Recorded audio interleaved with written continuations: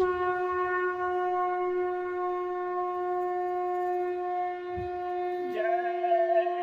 गुरुदेव। जय गुरुदेव।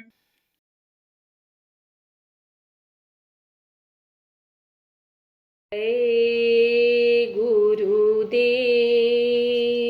जय गुरुदेव। पिया बिन कैसे जीऊं मैं प्यारी। पिया बिन कैसे जीऊं मैं प्यारी। मेरा तन मन जात पुकारी। मेरा तन मन जात पुकारी। पिया बिन कैसे जीऊं मैं प्यारी। पिया बिन कैसे जीऊं मैं प्यारी। कोई संत मिले अब भारी। कोई संत मिले अब भारी। जो पिया को मिलावे यारी। जो पिया को मिलावे यारी। मैं चढ़ूं गगन में सारी। मैं चढ़ूं गगन में सारी। दिन रात लगे मेरी तारी। दिन रात लगे मेरी तारी। पिया बिन कैसे जीऊं मैं प्यारी। पिया बिन कैसे जीऊं मैं प्यारी। मैं विरहीन लगी कटारी। मैं विरहीन लगी कटारी। मैं घायल फिरूं उजारी। मैं घायल फिरूं जारी। सतगुरु अब करो संहारी। सतगुरु अब करो संहारी। अब हृदय घाव पुरारी। अब हृदय घाव पुरारी। पिया बिन कैसे जीऊं मैं प्यारी। पिया बिन कैसे जीऊं मैं प्यारी। मोहि नाम दिहे निज सारी।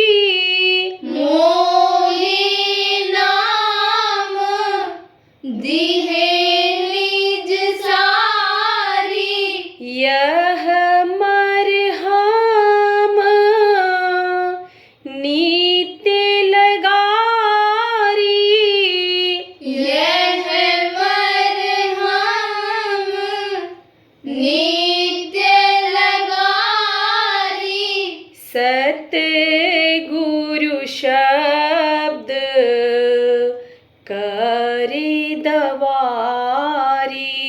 सतगुरु शब्द करे दवारी। मैं उन पे जाऊं बलिहारी।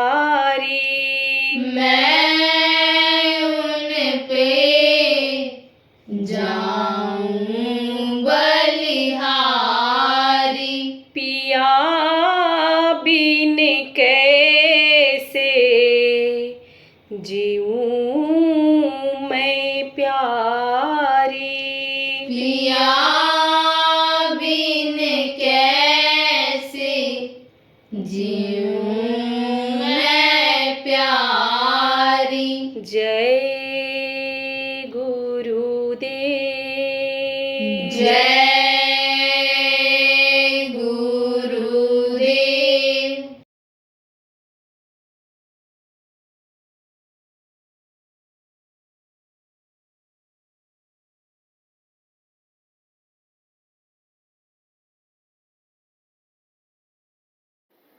तो संतों की जो बातें रही हैं और संतों ने जो काम किया है वो जब लोग बताने लगे, लोग लिखे, तब समझो वही संत मत हो गया। तो ये सबसे अलग मत है, आला मत है। लेकिन इस मत को अगर समझ जाया जाए और इस मत के अनुसार अगर काम किया जाए तो अभी सारे संकट, सारी तकलीफें दूर हो जाएं। प्रेमियों, आप जो नए लोग आए हो, आप समझो मोटी बात को। देखो, ये जो मनुष्य शरीर आपको मिला है, ये देव दुर्लभ शरीर है। देवता इसके लिए 24 घंटे प्रार्थना करते रहते हैं। क्यों प्रार्थना करते हैं? क्योंकि साधन धाम मोक्ष कर द्वारा, साधना का घर है ये, पूजा का मंदिर है। इसी के द्वारा अन्य समझो कि इस जीवात्मा को मुक्त कराया जा सकता है। मुक्त किसको कहते हैं? मुक्त कहते हैं कि जो जगह पर फिर ना आना हो। जैसे कहते हैं नौकरी से मुक्ति मिल गई, अब हमको छुट्टी हो गई, मुक्ति मिल गई। तो अब नियुक्ति जब होती है, वहाँ बैठाए जाते हैं तो उसको नियुक्ति कहते हैं। और जब वहाँ से रिटायर कर दिए जाते हैं तब मुक्ति कहते हैं। तो मुक्ति माने छुटकारा हमेशा के लिए। जो अधिकारी यानी रिटायर कर दिया जाता है, फिर उस कुर्सी पर उस अधिकार से नहीं बैठ सकता है। देखो प्रेम, शमशान घाट पर कहीं कहीं मुक्ति धाम लिखा रहता है।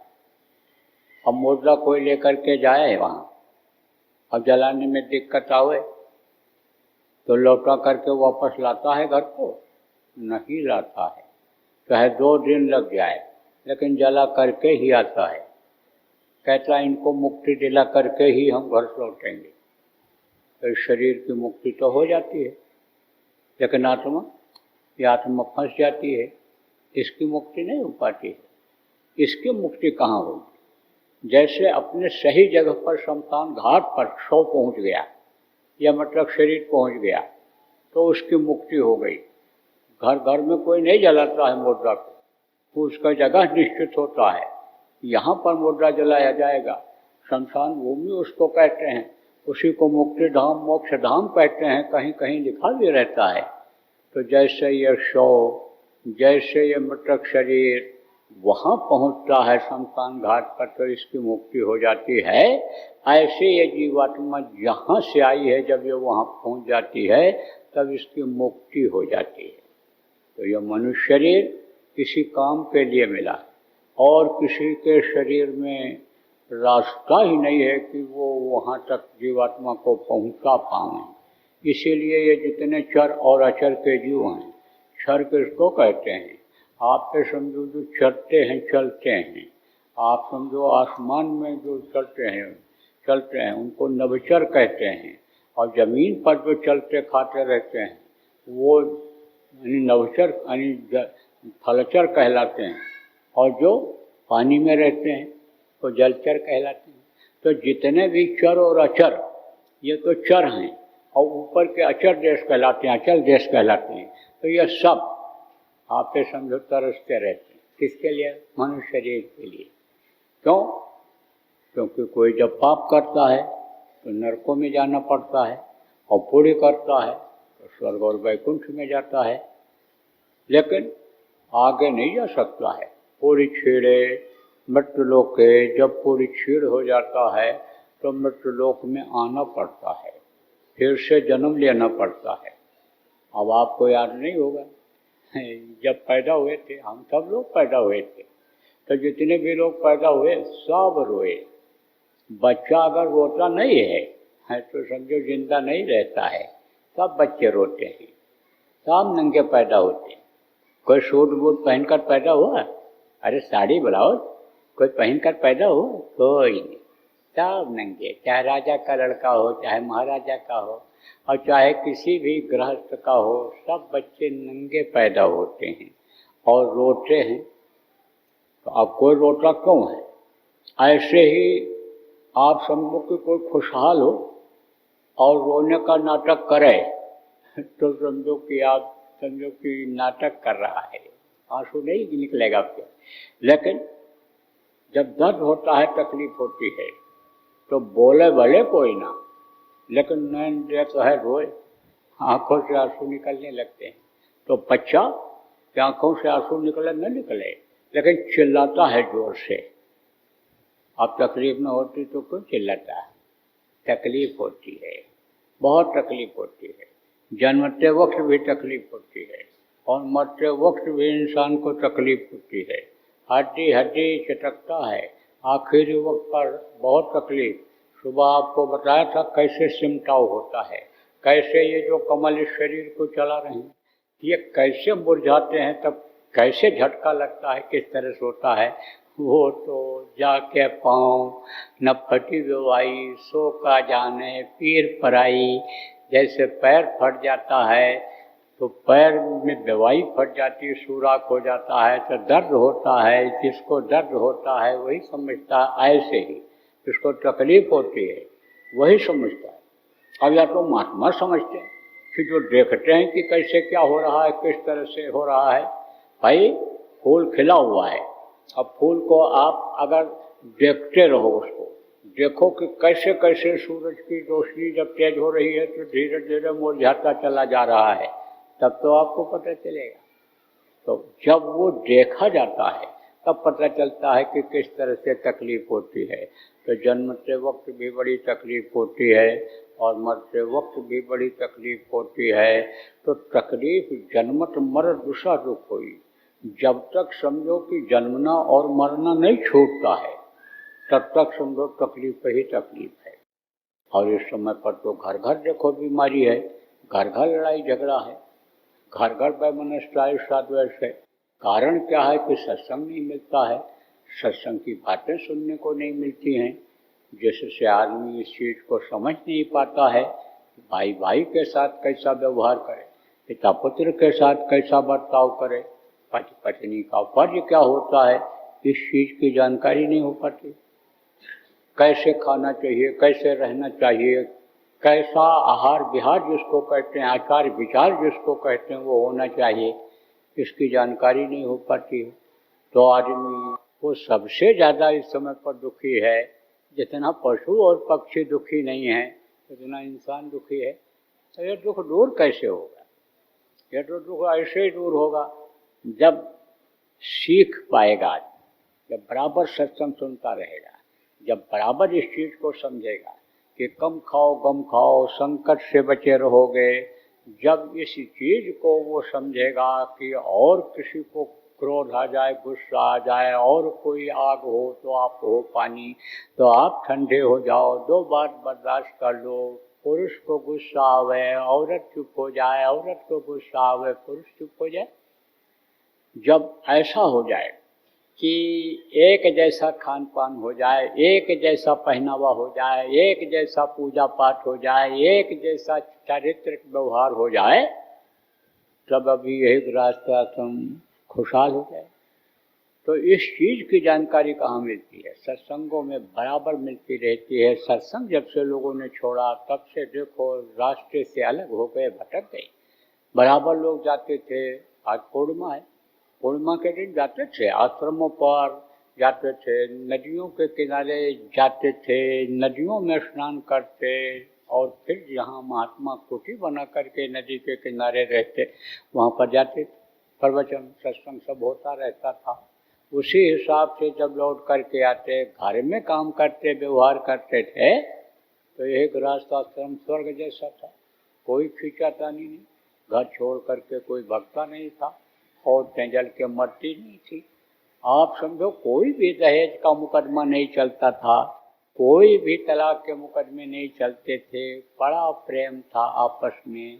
देखो एक इतिहास भारत देश का बता रहा है कि भाई भाई के लिए जंगल चला गया था राम के साथ लक्ष्मण। आज देखो भाई भाई के खून का प्यासा हो रहा है। तो प्रेमियों बराबर सत्संग सुनते रहना चाहिए, सत्संग में आते जाते रहना चाहिए। तो देखो सत्संग में क्या सीख मिलती है? सबसे बड़ी सीख तो यही मिलती है कि खान पान को सही रखो, चरित्र को सही रखो, मेहनत और ईमानदारी की कमाई करो कि जिससे बरकत हो। देखो खान पान लोगों का बहुत खराब हो रहा है।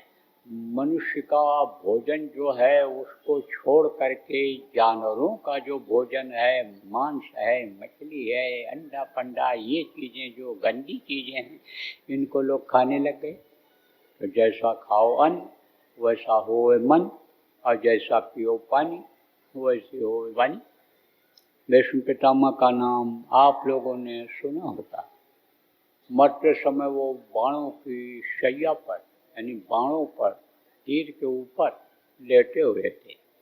बहुत अच्छी अच्छी बात बता रहे थे। कहा जाता है कि ज्ञान को बांटना चाहिए, जो चीज़ की जानकारी हो उसको लोगों को बताना चाहिए, जो लोगों के काम आने वाली चीज़ है उसको छिपाना नहीं चाहिए, अपने पास नहीं रखना चाहिए। तो सोचे भाई चलते समय कुछ अच्छी अच्छी बात इन लोगों को बता दें। बहुत अच्छी अच्छी बात बता रहे। तो द्रौपदी ने हंस दिया। विष्णु ने कहा क्यों हंस रही है द्रौपदी? बोली महाराज ऐसे ही हंस दिया। उन्होंने कहा नहीं, तेरे हंसने में बहुत बड़ा राज हुआ करता है। हंस करके तो तूने इतना बड़ा महाभारत करा दिया, बोल क्यों हंस रही? तब उसने कहा कि इस समय तो आप ज्ञान का उपदेश दे रहे हो, बहुत अच्छी अच्छी बात बता रहे हो, लेकिन यह ज्ञान आपका उस समय कहाँ चला गया था जब दुशासन भरी सभा में हमको नंगी कर रहा था, चीर खींच रहा था, तब ये ज्ञान कहाँ चला गया था? तब भीष्म ने कहा द्रौपदी तू ठीक कह रही, उस समय मैं दुर्योधन पापी का अन्न खा रहा था, इसलिए मेरी बुद्धि भ्रष्ट हो गई। तो अन्न का दोष इतना हो सकता है कि भीष्म पितामह जैसे योगी की बुद्धि खराब हो सकती है। तो जानवरों का मांस आदमी जब खाएगा, अंडा खाएगा, मछली खाएगा, अन्य चीज़ों को खाएगा, जिसमें जीव है उसको खाएगा, तो बुद्धि कहाँ से सही रहे? अपराध और भ्रष्टाचार क्यों बढ़ता चला जा रहा है? जब मांसाहार बढ़ने की वजह से, शराब का प्रचलन, नशे की जो आदतें हैं उसके बढ़ने से ये सब बढ़ता चला जा रहा है। तो नशे की हालत में कोई कुछ कर सकता है? न तो कमाई कर सकता, न बच्चों की देख रेख कर सकता है, न किसी की सेवा कर सकता है, न भगवान को याद कर सकता है। तो भाई सबसे बड़ी चीज़ तो सत्संग में यही सीखने की है कि ऐसे नशे का सेवन न किया जाए कि जिससे बुद्धि ही खराब हो जाए, जिससे माँ बहन की पहचान ही खत्म हो जाए, माँ बहन भी अपनी जो है वो औरत की तरह से दिखाई पड़ने लग जाए। ऐसे नशे का न सेवन किया जाए जिससे क्रोध बढ़े। मांसाहार से क्रोध बढ़ता है, खून गर्म हो जाता है, और खून जब ऊपर चढ़ता है, सिर के ऊपर जब चढ़ता है पेट का वो जो गंदा खून है, तब सिर गर्म हो जाता है। कहते ना मत्था गर्म हो रहा है, मेरा खून खोल रहा है, हट जाओ नजरों के सामने से, नहीं तो फिर छोड़ेंगे नहीं। तो समझो कि ऐसी चीज़ों को छोड़ा जाए, न ग्रहण किया जाए। देखो इतना पूजा पाठ कर रहे हैं लोग, अनुष्ठान कर रहे हैं, लेकिन कबूल नहीं हो रहा है। एक समय ऐसा था कि मांगे बारे देह जल रामचंद्र के राज, रामचंद्र के राज में किसान अपने खेत में खड़ा होकर के पानी मांगता था और बादल बरस जाते थे, बादल बरस जाते थे। क्यों? क्योंकि सब खुश रहते थे। कौन खुश रहते थे? या कौन पानी जिसको कहते हो, ये जल देवता हैं, पृथ्वी ये देवता हैं, अग्नि ये देवता हैं, और ये हवा और आसमान ये सब देवता हैं, ये 5 देवता हैं। ये खुश रहते थे। तो खुश जब रहते थे तो ये देते थे मांगने पर, इन चीज़ों को अपने आप मांग करके देते थे।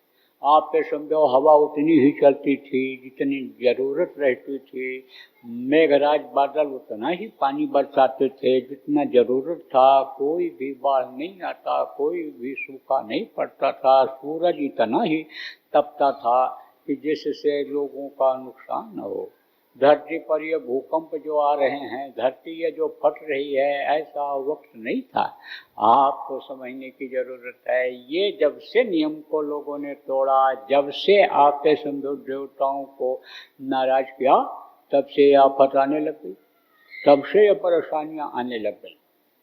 अब आपको समझने की ज़रूरत है कि उनको लोग खुश करना तो चाहते हैं, जैसे पहले खुश करते थे, लेकिन वो खुश इसीलिए नहीं हो पाते हैं कि जिससे इनको फूल पत्ती चढ़ाते हैं, जिससे धूप करते हैं, अगरबत्ती जलाते हैं, हवन करते हैं, प्रसाद चढ़ाते हैं, उनके सामने उनके निमित्त वो शरीर ही गंदा है। इसके अंदर जो रक्त है वो किसका रक्त है? उसी मांस का पका हुआ, आनी समझो पचा हुआ जो रस बना, उससे खून बनाओ, वही खून है। तो वो कैसे कबूल करेंगे? नहीं कबूल करते। आप समझो, मंदिर बनाते हैं लोग, मस्जिद बनाते हैं, गिरजाघर बनाते हैं, गुरुद्वारा बनाते हैं, और उनमें अगर कोई ले जाए मांस डाल दे, मुर्दा डाल दे, तो कोई पूजा करेगा? कोई नमाज पढ़ेगा? कोई ग्रंथ का पाठ करेगा? कोई प्रे करेगा? कोई नहीं। कहेंगे ये गंदी जगह है, इसकी सफाई होगी, और ये पवित्र जब होगा तब ये पूजा करने लायक जगह बनेगा, ये तो बेकार जगह होगी। तो जब इसको मानो मंदिर सब लोगों ने कहा है, अब मानो मंदिर ही गंदा हो जाएगा, इसके अंदर गंदी चीज़ डाल देंगे लोग, तो कहाँ से पूजा पाठ कबूल होगा? तो देवता खुश नहीं होते हैं, बल्कि नाराज हो जाते हैं, तो कहर ढाने लगते हैं। देखो इस वर्ष लोगों ने क्या महसूस किया? गर्मी ज़्यादा महसूस किया। अब ये आपने क्या देखा है? अरे जैसे ये पेड़ पौधे कुम्हलाते हैं, ऐसा कुम्हला कुम्हला करके लोग मरेंगे। और मरने की खबर आई है, छपा हुआ अखबार में, और उसमें कि 500 आदमी अरब में मर गए, काबा में मर गए, यहाँ मर गए, वहाँ मर गए गर्मी से। यहाँ भारत देश में भी तमाम लोगों के गर्मी में मरने की खबर आई। तो ये तो गर्मी अभी कुछ नहीं, गर्मी तो अभी देखना, इस साल बरसात भी देखना, पिछले सालों की अपेक्षा काफ़ी होगी, और ठंडी का भी आप अनुभव कर लेना, जबकि पहले ऐसा कुछ नहीं था। ऐसा समय था सतयुग में कि आप ये समझो कि जिसको जितनी गर्मी की ज़रूरत पड़ती थी, जितनी ठंडी की जिसको ज़रूरत पड़ती थी, वो उसको कुदरत उसी तरह से देता था। जैसे आप हीटर में रेगुलेटर लगाते हो, पंखे में रेगुलेटर लगाते हो, एसी में रेगुलेटर लगा रहता है कि जितना ज़रूरत हो ठंडे का, गर्मी का, हवा, उतना आप ले लेते हो। ऐसे कुदरत रेगुलेटर ले एक के लिए लगा देते। पढ़ा कहाँ आपने सतयुग का इतिहास? जानते कहाँ हो आप सतयुग को? सतयुग में तो खेत खेत को पानी या बादल देते थे। देखो एक साथ सब बुआई खेत की नहीं कर पाते, जिनके पास ज़मीनें ज़्यादा होती हैं उनको कई दिन लग जाता है, और ये जो फसल होती है ये पानी चाहती है। कोई 21 दिन पर एक पानी, कोई 42 दिन पर दूसरा पानी, कोई 60 दिन पर तीसरा पानी, ये पानी चाहते हैं। तो बादल क्या करते थे? खेत खेत में पानी बरसा देते थे। ऐसे बादल उठता था और मेघराज ऐसे उसी से पानी बरसा देते थे। अब आपको ये समझने की जरूरत है, जैसे लाइट लगी रहती है इसके ऊपर, अब लाइट को घुमाते हैं इसे, तो जहाँ पर चाहें उससे घुमा करके देख लें। इसी तरह से वो ऐसे घुमा घुमा करके ऐसे पानी दिया करते थे। अब आप कहोगे ये तो अनहोनी चीज़ है, लेकिन आपके यहाँ तो बरसात कम होती है, जहाँ बरसात ज़्यादा होती है कुआर के महीने में वहाँ चले जाओ, कुछ दिन रह कर के देख लो, कुआर में ऐसी बारिश होती है कि खेत की जुताई कर रहे हैं, एक बैल तो खूब भीग रहा है और दूसरा बैल सूखे में चल रहा है। ऐसे सामने इधर बरसात होती रहती है, आदमी ऐसे भीगता हुआ आता है और बस ऐसे जैसे उधर पहुंचा, कैसे समझो आपकी एकदम सूखे में, उधर के लोग सूखे में खड़े हैं और इधर भीगता हुआ आदमी चला आ रहा है, ऐसे बारिश होती है। उस समय पर तो मांगना भी नहीं पड़ता था, अपने आप बारिश हो जाया करती थी।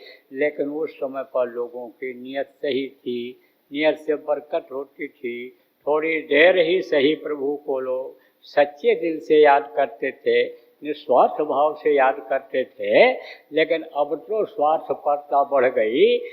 एक समझो मंदिरों की ही बात मैं बता रहा हूँ, मंदिरों में जाते हैं और अगर समझो 5 रुपये का प्रसाद चढ़ाते हैं तो 500 रुपये की आमदनी वही मांग करके आते हैं कि 500 रुपया हमको आज आमदनी में मिलना चाहिए। तो आदमी स्वार्थी हो गए। अरे वो तो अपने आप देता है, कौन देता है? अजगर करे न चाकरी, पंछी करे न काम, दास मलूका कह गए सबके दाता राम। सबको देने वाला वो है, तो उससे सौदेबाजी की क्या जरूरत है? लेकिन स्वार्थपरता में आदमी आपे समझो ये सब करने लग जाता है।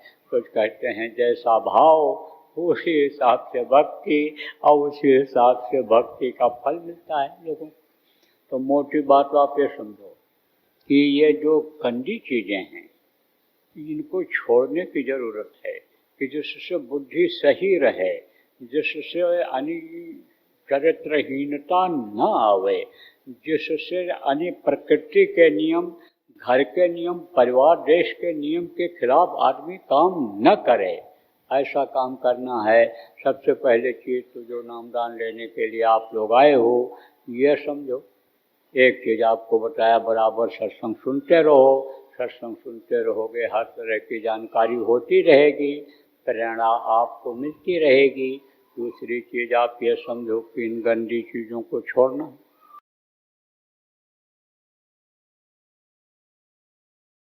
अगर ध्यान नहीं दोगे आप लोग, तो आज आपको बता के जा रहा हूँ यहाँ हाथिन अन्य समय लोग कन्नौज जिला के इस स्थान पर, कि अगर लोग ध्यान नहीं देंगे तो कुछ समय के बाद यही नौजवान देश के 50% यानी 100 में 50 नौजवान ये पागलों जैसे दिखेंगे, नशे की आदत में पड़े दिखेंगे इधर उधर। दुर्घटनाएं बढ़ती चली जाएंगी, अकाल मृत्यु में चले जाएंगे, ये प्रेत योनियों में चले जाएंगे। पेट बड़ा होता, मुंह पतला होता है, कभी पेट ही नहीं भरता है, परेशान रहते हैं, दूसरों को भी परेशान करते रहते हैं।